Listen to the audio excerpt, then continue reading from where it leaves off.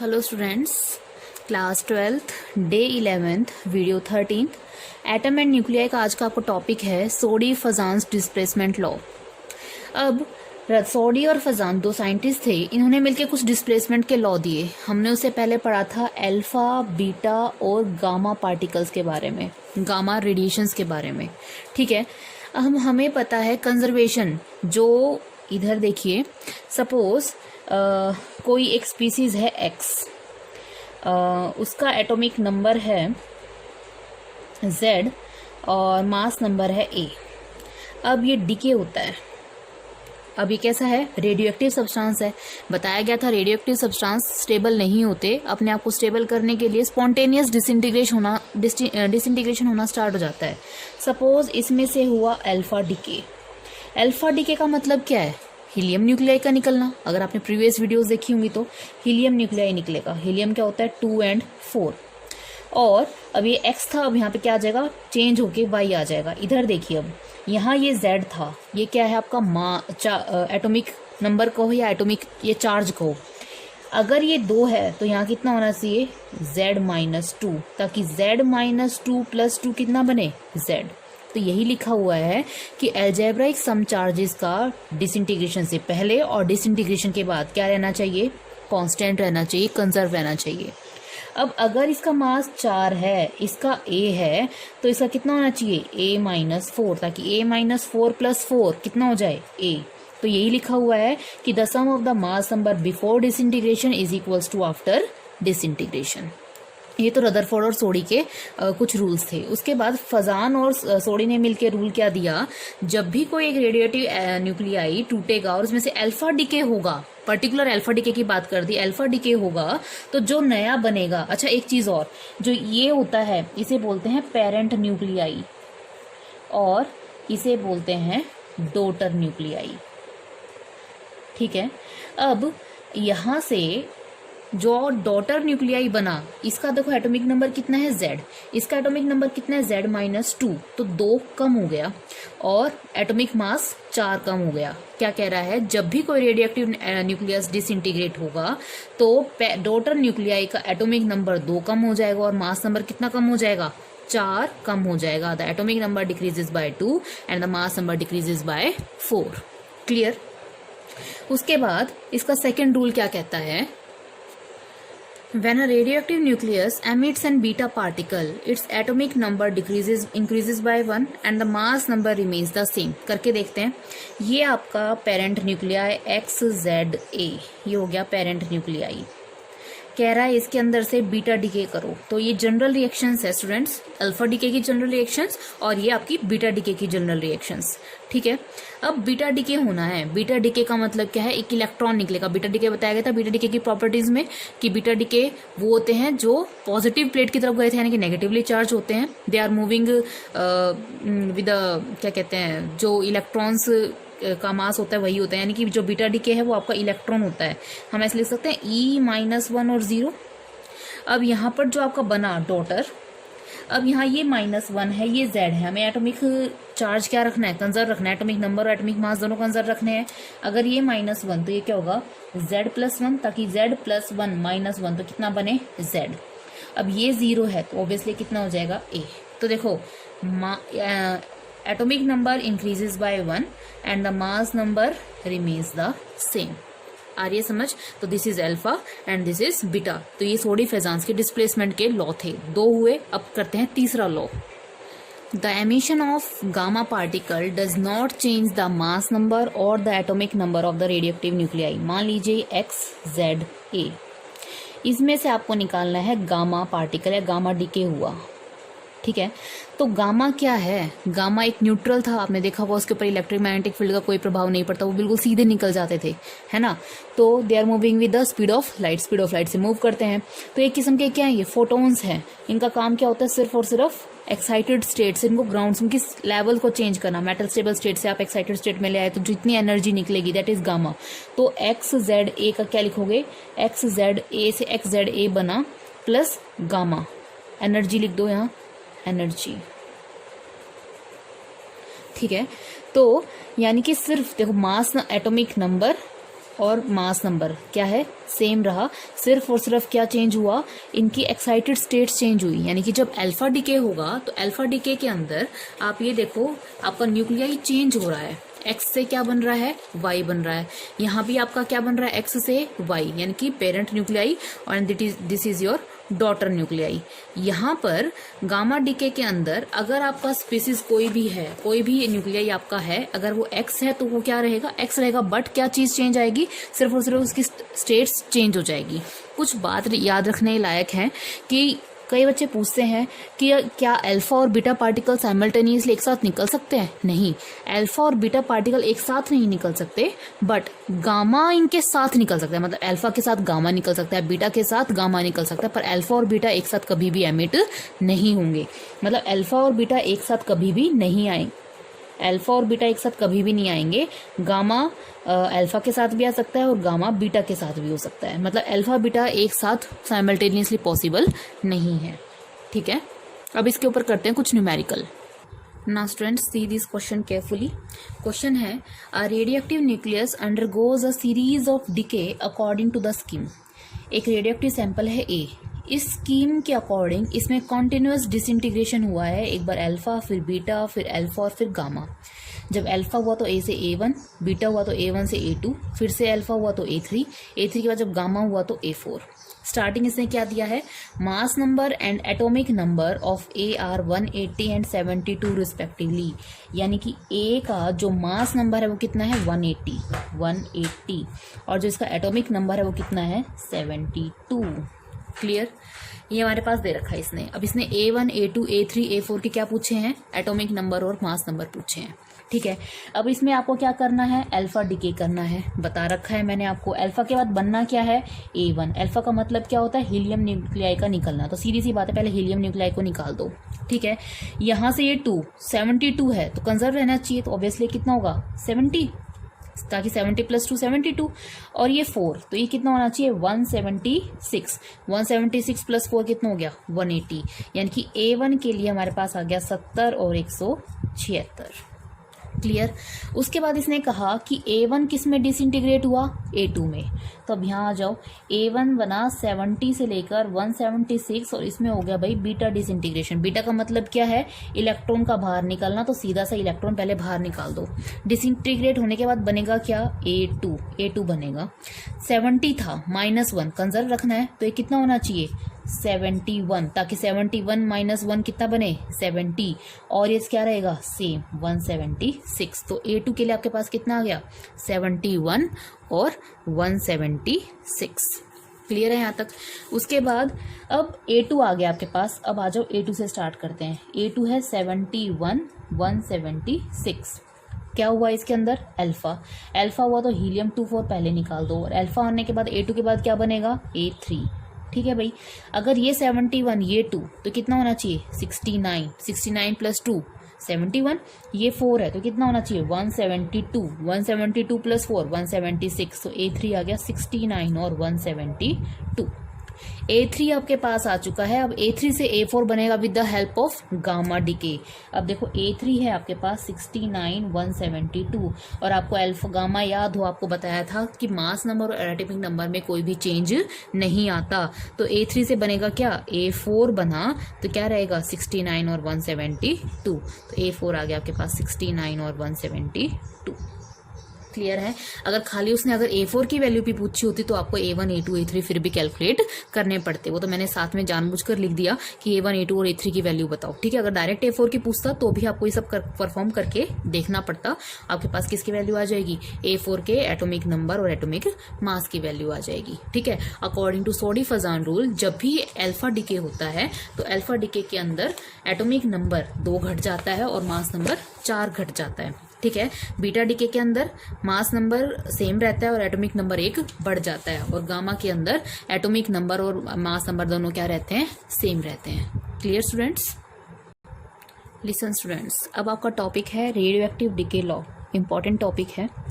देखो, रदरफोर्ड और सोडी के हिसाब से कोई भी रेडियोएक्टिव सैंपल आपका अनस्टेबल होता है। ठीक है, अब अनस्टेबल होगा ये तो अनस्टेबल होता है, तो अनस्टेबल होगा तो इसमें से अल्फ़ा, बीटा, गामा डीके होना स्टार्ट होगा। ठीक है, तो अल्फ़ा, बीटा और गामा डीके हुआ तो ये एक स्पॉन्टेनियस डिसइंटीग्रेशन होता है। मतलब आप ये कह सकते हो कि इसको आप किसी भी केमिकल और फिजिकल कंडीशन के द्वारा इसे रोक नहीं सकते हो, एक्सेलरेट नहीं करा सकते हो, रिटार्ड नहीं करा सकते हो, मतलब आप उसे कंट्रोल नहीं कर सकते हो। ठीक है, चाहे आप कुछ भी कर लो, चाहे फिजिकल कंडीशन चेंज कर लो, चाहे केमिकल कंडीशन चेंज कर लो। ठीक है, अगर कोई इंसान कहे या कोई भी कहे क्या कोई भी रेडियो एक्टिव सैंपल है ये, क्या इस गिवन इंटरवल के अंदर इसकी आप डिके वैल्यू बता सकते हो भाई कितना डिके हो गया? नहीं, ऐसा पॉसिबल नहीं है। इसके लिए आपको इसका प्रोबेबिलिटी का कॉन्सेप्ट उठाना पड़ेगा, कॉन्सेप्ट ऑफ प्रोबेबिलिटी के हिसाब से कि इतना हो सकता है, संभावना की केसेस जाहिर हो जाते हैं यहाँ। मतलब एग्जैक्ट नहीं बता सकते हो कि भाई कितना टाइम इंटरवल होगा, प्रोबेबिलिटी का कॉन्सेप्ट उठा के आप किसी भी सैंपल को बता सकते हो कि भाई ये सैंपल इतना टाइम लेगा, इतने टाइम में डिके होने में, पर्टिकुलर टाइम इंटरवल की बात नहीं कर सकते आप। तो रेडियोएक्टिव डिके लॉ क्या कहता है? सबसे पहले मानो, इस स्टेटमेंट को मैं आपको बाद में बताती हूँ, सबसे पहले मानो एन नॉट। एन नॉट क्या है?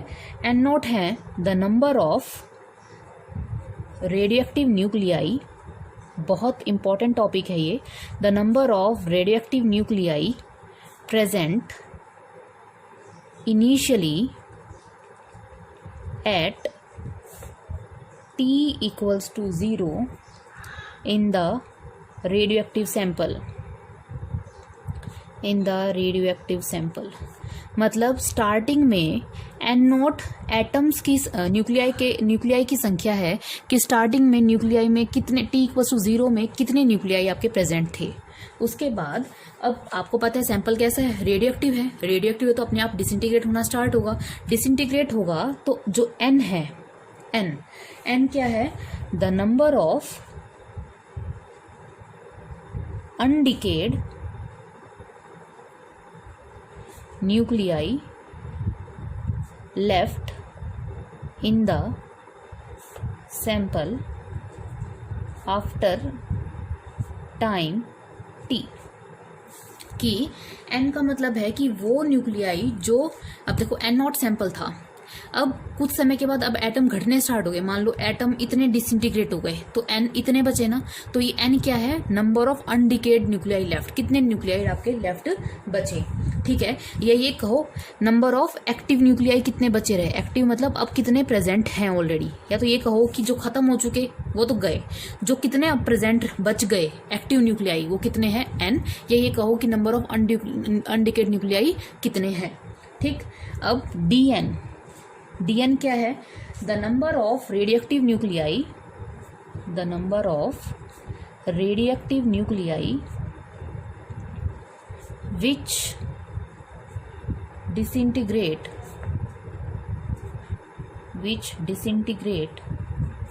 in the small interval